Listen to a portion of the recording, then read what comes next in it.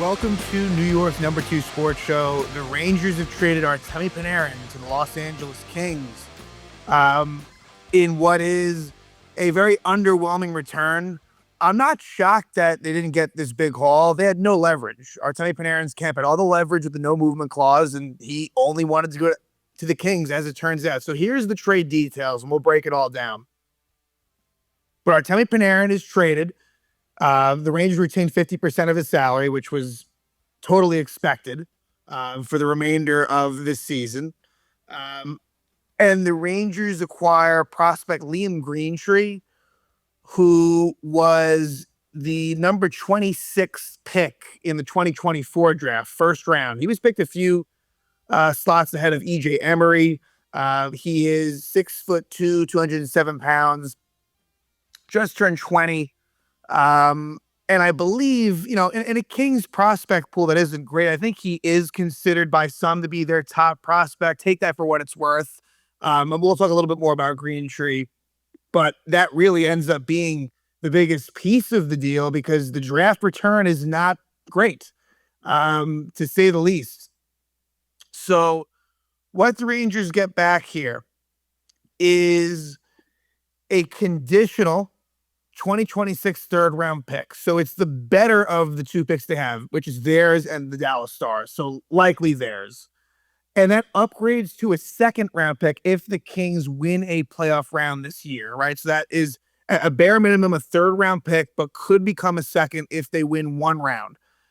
Also, if they win 2 rounds in this year's playoffs, then the Rangers would get a 2028 fourth-round pick. So that's a conditional 2028 fourth-round pick because the only way they get it is if the Kings win 2 playoff rounds, which is probably more on the unlikely side, right? Could it happen? Yeah, 2 rounds isn't that crazy to ask for, and you get Panarin, and maybe it happens. But I'd say, if I had to guess, I'd say it's unlikely to be. And if you do get that, a 2028 fourth-round pick is not exactly crazy value. So really what you're looking at is Greentree and then either a second or third round pick in 2026. So look, there's no other way to feel than not great about this. And, you were hoping that at a bare minimum that you could get, a conditional first round pick out of it, right?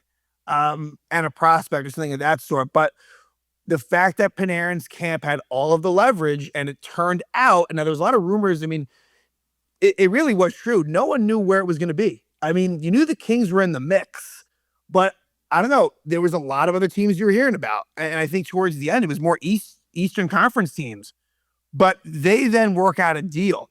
An extension is agreed upon between the Kings and Panarin. It's 2 years, $11 million per year. So really, to me, the big winner here is the Los Angeles Kings. Like, that's very reasonable. It's a high cap hit, but only for 2 seasons. And for Panarin, he gets to go where he wanted, which turns out to be Los Angeles. And I think that while Los Angeles is a decent team that with Panarin is much more improved as far as the skill is concerned, I think that, look, for Panarin, it was more of a life. I think it was very much a family lifestyle fit. Clearly he wanted to be in a big city. That's why he went to the Rangers and now goes to Los Angeles, right? Because if we're being honest with ourselves, his chances of really making it out of the West with the Kings is not great. I mean, they'll be a much better, way better than the Rangers. That's not saying anything. And maybe the Kings do surprise. Look, the Pacific Division isn't quite as strong as the Central, but Panarin, when I look at this, I think that there were probably other options out there that would have given him a better chance at competing for the Cup. I don't see the Kings as great in that department. Who knows, though? Again, they have a nice defensively sound team currently, right? So maybe the right blend with Panarin can really elevate them. And look, in the Pacific Division, they could very reasonably, get out of that first 2 rounds. It's possible. But obviously, Edmonton and Vegas are no slouches either. But then you look at kind of the firepower with Colorado, Dallas, and Minnesota, and I just think it's going to be tough. But again, only 2 years. I think Panarin originally was looking for, upwards of 4 years. And maybe that was there for him, but he just didn't want to go to those spots. And so, look, there's many different angles we can go with on this with Panarin. I guess first, let's talk about Artemi Panarin as a Ranger. It's really one of those rare situations of a very successful um, free agent signing where Panarin really did excel. And we don't always see that, especially with the Rangers in New York. It's tough where we could count numerous of times of marquee signings that just failed. And he was really the most successful Rangers forward and player that was not with the organization that was brought in since Jaromir Jagr. I mean, the stats speak for themselves. Regular season, this guy was as dominant as they come, really. I mean, 95 points in 69 games in the first year.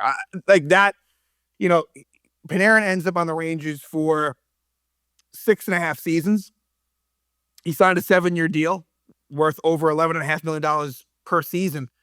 Year one was one of the best. I mean, you could even argue that it was the best. Like, I think it's fair to say that in terms of, he was a plus 36.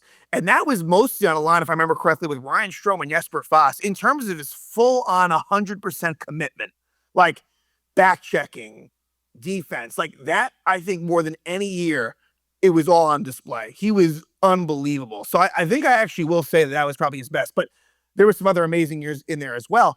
And then COVID happens.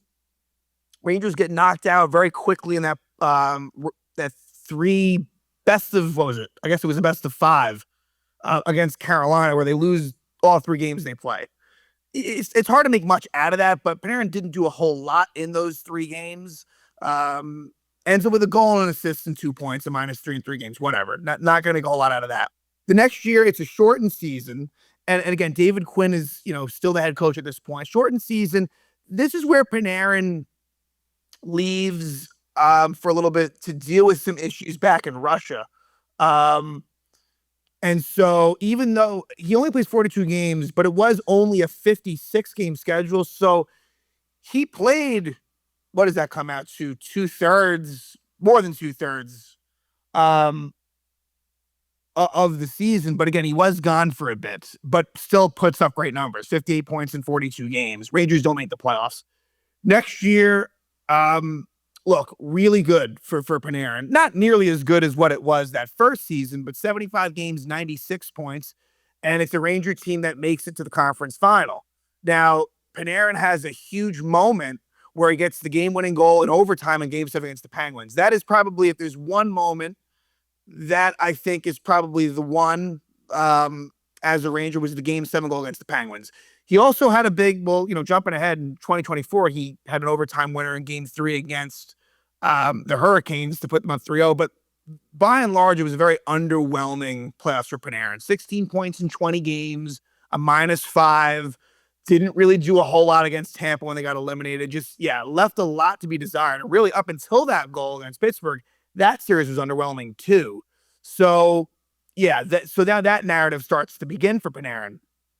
Then 2023 was, even though the stats end up being, it's 92 points in 82 games, it's still really good. It just doesn't show up in the Devil series, and they acquired some of his buddies, Kane, Tarasenko, to try to get him going. I think you could argue that was one of his most disappointing seasons. Only puts up 2 points, 2 assists in the 7-game series against the Devils. And this is where, and at this point, even for me as well, I was kind of looking to maybe trade Panarin at that point. I was very vocal about that. But then he shaves his head and puts up just an unbelievable season. Probably his second best season as a Ranger. You could argue it was his best, but I'll say second best. 82 games, 120 points, 49 goals, 71 assists. Seriously, the only one that rivals it was that first year. Just because I liked his more overall game, but he was just sensational. But again, in the postseason, another year where the Rangers lose in the conference final, I would say it was a better postseason in 2022, but not that much. It was 15 points in 16 games. You're still not getting what you need. And he was against, the top, again, like a Panther team. He, was neutralized. He was. His style of play is more perimeter style, even though, look, the skill set speaks for himself. The power play prowess speaks for itself. But Panarin, again, there is and it's a fair narrative that in the postseason he didn't do much. Even though with Columbus, he actually did a pretty nice job with the Blue Jackets in a couple of playoff appearances with them. after getting his feet wet with Chicago, where again, those were kind of underwhelming at that time, but he was a young player then. So yeah, amazing in 24. And then last season, not great, but again, like 37 goals, 89 points in 80 games. He just has it in him. It doesn't matter the situation where the stats will be there. But the Rangers missed the playoffs. That Trocheck Lafreniere line, which was so good in 24, was not the same in 25. Laviolette gets fired, and I should have mentioned that. Gallant was his coach for 22 and 23. Laviolette 24 and 25, and then this current season got up to a really slow start, but picked it up. The plus minus is bad, and look, plus minus is a very misleading stat to be fair. But plus 36 that first year, like that's ridiculous. Again, and considering that who he was playing with wasn't like all stars of the league by any means, but here 57 points in 52 games. Has he declined slightly? Yeah, a little bit. But this is someone that should age relatively well, considering, he's already 34, going to turn 35 at the start of next season. And so, look, like, but I want to touch on the off the ice stuff too. Where I didn't mention was at the end of last season, with a couple games left, it comes out that there was that incident with the Rangers PR member. A woman where, apparently Panarin, took her phone and brought it to his hotel room. And the whole story there didn't sound great. And I don't want to go too deep into detail because you don't know what's true or not true. But when there's smoke, there's usually fire. So I don't want to ignore that. And I spoke about that at the end of last season as well, right? So I want to give Panarin a lot of praise for what he did on the ice. But off the ice, it's not so perfect. It's not. And that's really the main thing I'm talking about. As far as all the Russia stuff, hey, that's all fine. And really, I agreed with a lot of things he was standing up for. That's all well and good. It's really this one situation where, apparently his wife was pregnant at the time. That is unacceptable behavior if it's all true, right? And so I felt like it was only right to mention that because,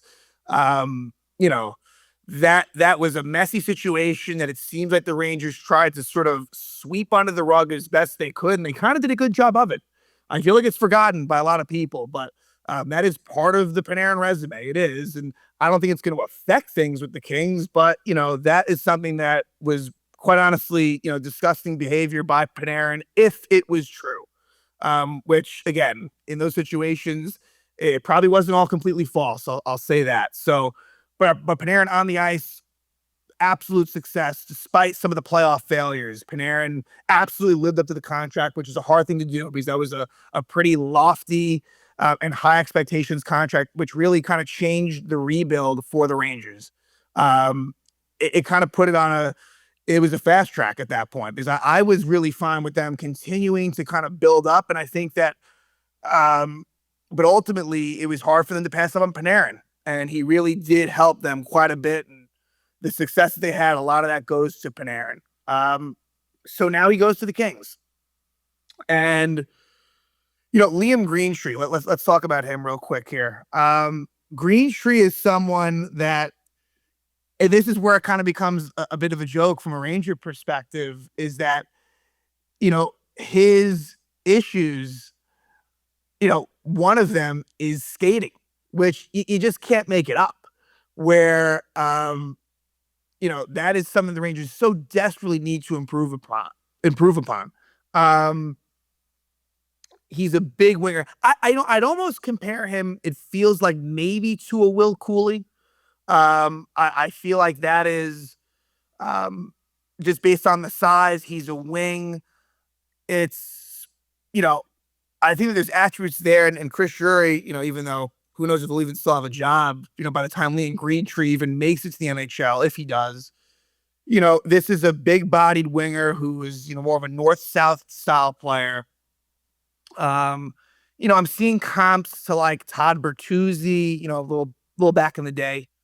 But yeah, below, in terms of his analysis when he was drafted, below average NHL skater. Above average as far as puck skills, so there is skill there. Hockey sense is NHL average. Above average shot, makes difficult plays often with the puck as a handler and passer, possesses high-end creativity, competes well enough and can use his size. Don't think he's the type who's going to run players over. Scores at the net, able to finish from the face-off dots. Main concern about Greentree is his pace. Lackluster skater. Size and skill combo is so good that he could still be a top six winger, but I could see him frustrating coaches at times. Again, this kind of feels like a Will Cooley type situation if it goes well. And again, he's young, was recently a late first round pick. This is the piece of this deal that you have to latch onto, if anything, because again, the draft pick compensation is very underwhelming, to be frank. And so Liam Greentree, who I believe is technically a right winger, he's a lefty shot, was on the World Junior Championship team for Canada, who won bronze. Only played 3 games, had 1 assist, so wasn't really a big member. Has put up good numbers with the Windsor Spitfires, but again, like, take that with a grain of salt as well. I mean, typically you're going to see high offense in the OHL. But yeah, that is someone that Rangers are in desperate need of improving the prospect pool, and hopefully Greentree can do that. I feel like unfairly to him, there's going to be a lot of sort of hope and expectation on him based on him being sort of the main piece that comes out of this Panarin deal. And quite frankly, who knows what will be of Greentree. And there probably were better offers out there. There had to have been, but Panarin was the one that basically decided where he was going, and he basically came out to the Rangers and said, "Hey, it's Kings." And that's, so as much as I think Chris Drury deserves a lot of blame for how things have gone, and from and from maybe sending out the letter and how you want to go about that, I only think it's a marginally better return if he kind of goes about those things differently. And he wasn't the one that signed Artemi Panarin. That was Jeff Gorton. And maybe you can blame Gorton for, at the end of the contract, maybe that shouldn't have been a no-move clause, right? Like, maybe you should have worked it where it was a limited no trade. You had a little bit of flexibility, right? So that's where maybe some blame goes to Gorton.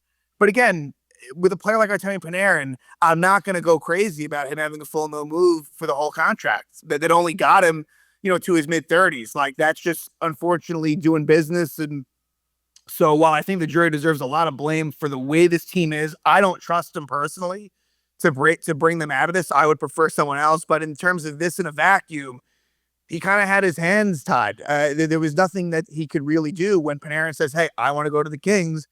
And really waiting, until the trade deadline, I don't think that does you a whole lot either. Maybe that gets you something marginally better. And I don't even think that does, because then in that scenario, Panarin's playing and you risk injury, and you cannot have that. So I think for all parties involved, it makes sense. I think the LA Kings are huge winners from this whole ordeal.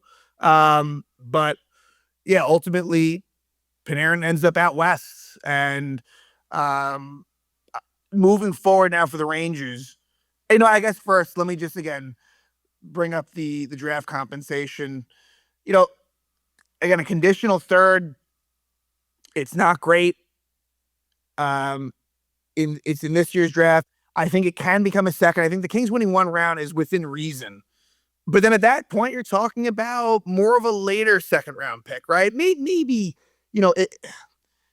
maybe like somewhere in the 20s of that round, right? Early 20s of that round. So not maybe close to the middle of an end, depending on where the Kings end up in the standings, but still, like, not anything incredible at all. And then again, you only get that 2028 4th round pick if the Kings win 2 rounds, which again, not great value. It's a few years from now, and it's a 4th round pick. And I don't think they're going to win 2 playoff rounds this year, if I'm being honest. So now moving forward, I really hope that the Rangers do continue to try to sell. And I think that they will. I don't think you sent out that letter and all it is was trading away unrestricted free agents Carson Soucy and Artemi Panarin. I do think there's a good chance that Vincent Trocheck is dealt. And that one, I think, will be a much better haul. And if it's not, I'll be way more, like, if somehow Trocheck got you back this, I would actually be way more critical, because that contract is extremely reasonable for 3 more years. He's a 2-way center. Even though I've had my issues with Vincent Trocheck this season, I think that's someone that could really get you back a decent sized haul. What's even crazy? Braden Schneider. I know this sounds crazy. And it's easier to say this after the Panarin trade, but Braden Schneider would probably get you back more than Artemi Panarin. So, I think everyone gets lost on the name and what he's provided, but again, was going to be a free agent and had full control of where he went. It's a lot different than what we're talking about here. So I think the Rangers should continue to move pieces, and I think Trocheck's the big one, and maybe to a lesser extent Schneider. I think Lafreniere would be more of an off-season move, but that's where I'm really interested. These were foregone conclusions, you didn't know where it was going to be and what the return was going to be, but now is really where I think more of the heavy lifting happens by March 6th. And I'm really hoping that, they not only make these deals, but the return is where it needs to be as far as draft capital, prospects, young players. It needs to happen, especially because, look, sentiment here is that, you didn't get a whole lot back for Artemi Panarin. And that's the truth. It just is. It's hard to come away with this feeling good. And, now Panarin is gone.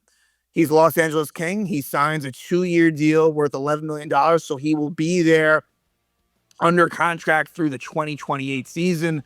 The Rangers retain 50% of his salary, and in return, they get back prospect Liam Greentree, who was a late first-round pick in 2024. He was the 26th pick, specifically.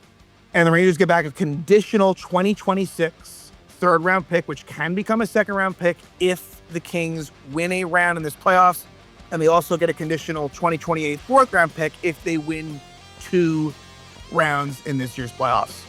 So again, Rangers trade Artemi Panarin to the Los Angeles Kings.